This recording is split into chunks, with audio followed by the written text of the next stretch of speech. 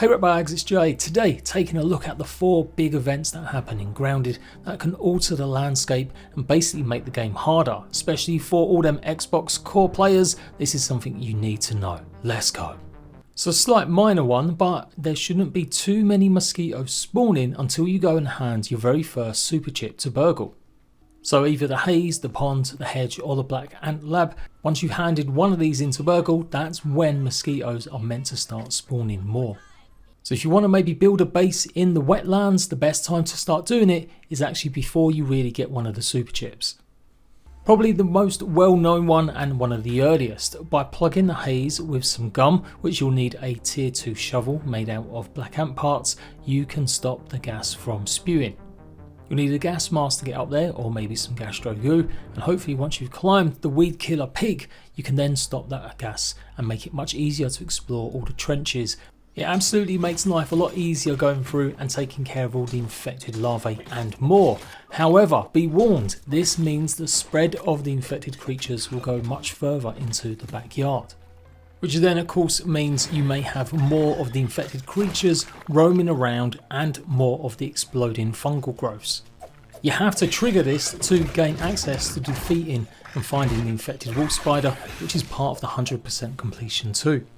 So it definitely makes the game a bit harder, and there's not really too much benefit as you can still get plenty of fungal growth just by roaming through the haze as long as you've got a gas mask. But certainly it does make it a bit easier roaming through the haze when the gas is turned off. So you judge whether or not it's worth it. I would say once you've taken out the brood mother and done all of the lower yard, that's probably the time to maybe think about triggering it.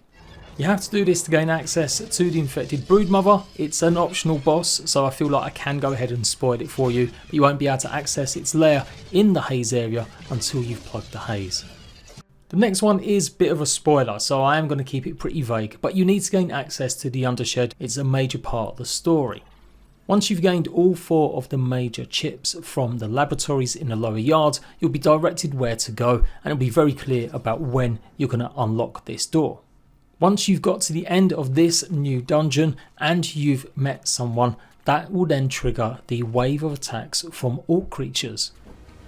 These are basically harder variants that hit a lot harder and roam around in packs. You do get some that you'll only encounter at the final base defense, but the other ones will go in waves across the whole of the yard, the lower yard as well.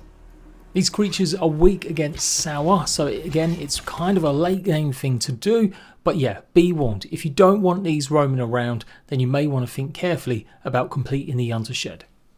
The creatures themselves don't really drop much, in fact they drop less resources than their normal counterparts. They do hit harder and they drop orc receivers, which you need to make the orc receiver landmines. So the variants that you'll come across in waves across the whole yard are Bombardier Beetle Orcs, Fire Ant Orcs and Allweaver Junior Orcs.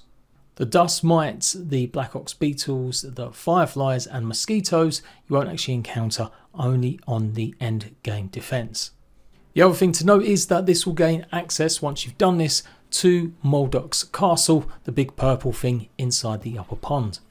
So obviously it's unavoidable as part of the main story, but it's definitely worth giving you a heads up that these orc creatures may then start roaming around the yard. And as of August 2023, the last event you need to know is the Brawny box. Basically you need to destroy some of the wasp nests, maybe 2, possibly 3 of them, and this will open up this box. Inside is a new biome to go and explore, new dangers and a new boss. You can only destroy the wasp nests with a tier 3 axe, so you won't be able to do this until much later in the game. And it's actually recommended, I think, you should do this after you've unlocked the undershed area and maybe completed that part of the game, as the boss is quite formidable and is definitely one of the more harder challenging creatures. Up until this point you'll only have maybe 3 locations where you can actually find wasp nests, but once you open the Brawny Boy box, that's it, the wasp will start to wander more into the lower yard, although still quite high. They'll hover more around the rose bushes by the oak tree, also near the pond and also in the wetlands. So they make the risk of you getting knocked off your zip lines more, as they will be quite high as I said. So that's probably the only real downfall. They won't necessarily attack you all the time if you're just running on the ground below them. It's only if you are just a little bit higher. The There really isn't much benefit to actually opening the Brawny Boy box until you're prepared to take on the boss inside and maybe get the burgle chip that also is in there, as that will give you access to a mutation that allows you to get more bug parts. I'm not going to spoil anything else about what's in there, go and check out for yourself, but definitely maybe don't try and attempt this until you've already done the undershed location and basically completed the main story part of the game.